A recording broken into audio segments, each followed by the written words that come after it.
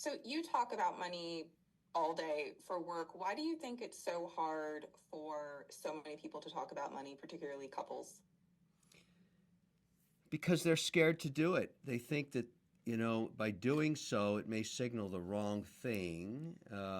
It may be that they don't have any and they don't want to disclose that, or it may be that they have a bad financial past or come from a family indebted or that has gone bankrupt and they don't want the other to learn that.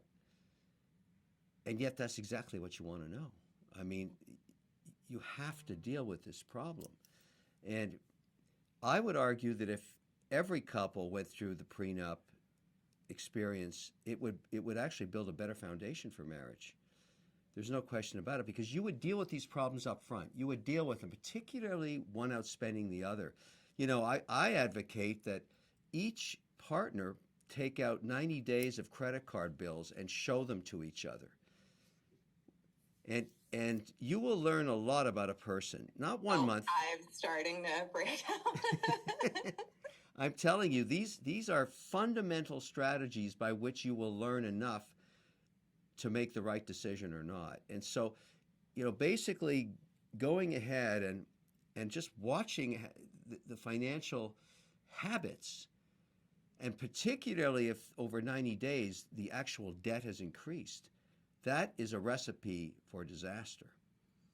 Because you may be marrying somebody who is actually a spendaholic, and you will not survive that marriage. You just won't. The more resources they have, the more they spend. It's like an addiction. It's worse in some ways. I mean, you can't Yeah. stop, and you need to know that. And these things, it's so important because great marriages are, there's the phase of romance. There's the time together at the beginning. It's how great. And then you have a child, and then you get a house, and then you have jobs, and you have mortgages, and all the things that you got married for are still important. But there's a lot of stress on you, and only if you have a great foundation can you survive it. And I feel like I'm probably the world's best marriage counselor because all my friends are divorced, and some of them on their fifth marriages, which is ludicrous. By that point in time, it's not who they're marrying; it's them. They're the ones that are screwed up. But it's sort of, and I see these marriages break down, and it's always about the money.